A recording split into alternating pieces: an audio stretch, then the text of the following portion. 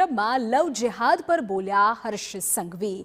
તેમણે કહ્યું કે લવ જેહાદની સામે ભૂપેન્દ્ર પટેલની સરકારે દંડો ઉગામ્યો છે। ગુજરાતના ખૂણે ખૂણે આ અંગે ભૂપેન્દ્ર પટેલની સરકાર કામ કરી રહી છે। લવ જેહાદના કેસમાં ગુજરાત પોલીસ પણ ગંભીરતાથી કાર્યવાહી કરી રહી છે। તેમણે કહ્યું કે ભોળી દીકરીઓની લાગણી સાથે કોઈ રમત નહીં ચલાવી લેવાય।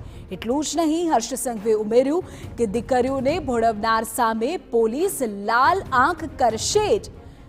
જો કોઈ સલીમ સુરેશ બનીને દીકરીઓ સાથે પ્રેમનો પ્રપંચ રમે છે તો તેમની સામે કાર્યવાહી થશે, આ ચલાવી નહીં લેવાય।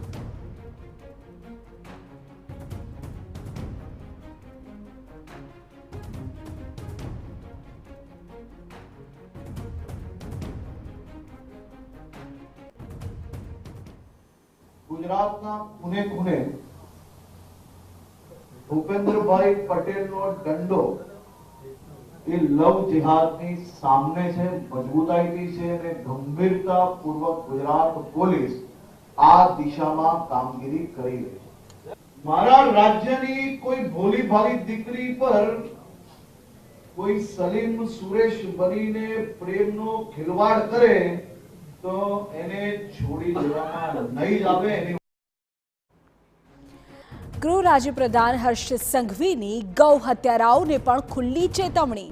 તેમણે કહ્યું કે ગૌ હત્યારાઓને કોઈ પણ કાળે બક્ષવામાં નહીં આવે। ગુજરાત દેશનું પહેલું રાજ્ય જ્યાં ગૌ હત્યારાઓને જેલ હવાલે કરાયા છે। છેલ્લા 12 મહિનામાં 16 ગૌ હત્યારાને જેલની સજા કરાવાઈ છે। તેમણે કહ્યું કે ગૌ હત્યારાઓને પકડીને ભૂલી જાય તે ભૂપેન્દ્ર પટેલની સરકાર નહીં, અમે એક એક કેસની પાછળ પડીને કડક હાથે કાર્યવાહી કરી રહ્યા છીએ। તેમણે કહ્યું કે અમરેલીમાં 1 મહિનામાં 3 કેસમાં ચુકાદો લાવવામાં સફળતા મળી છે અને સફળતા ત્યારે જ મળે જ્યારે ગુનેગારોને આકરી સજા થાય।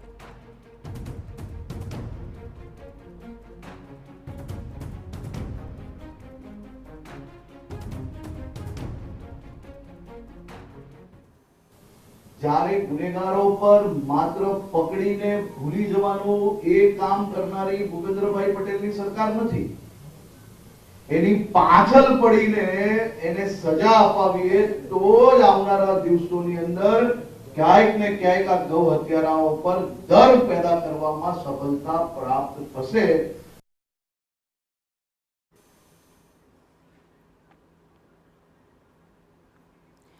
તો સરકારી જમીન પર દબાણો મુદ્દે પણ ગૃહ રાજ્યપ્રધાન હર્ષ સંઘવીનું નિવેદન સામે આવ્યું।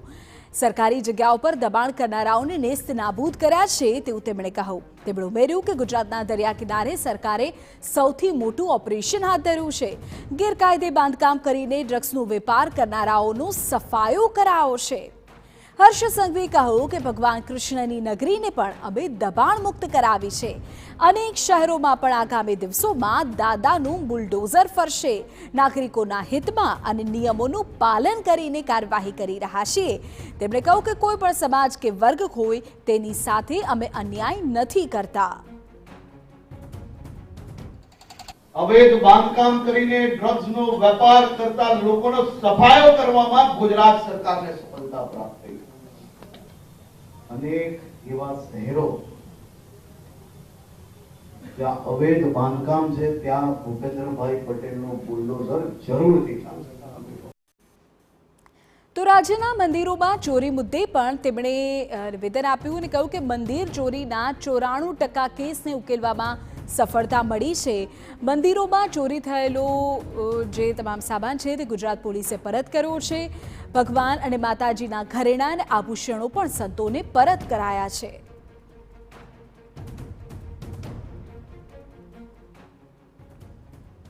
पहली बार शायद ऐसा होता होगा कि मंदिर में मंदिर के संतों की हाजिरी में ट्रस्टीज को मंदिर का सामान वापस लौटाने का काम अगर किसी ने किया है तो ये भूपेंद्रभाई पटेल की सरकार ने किया है।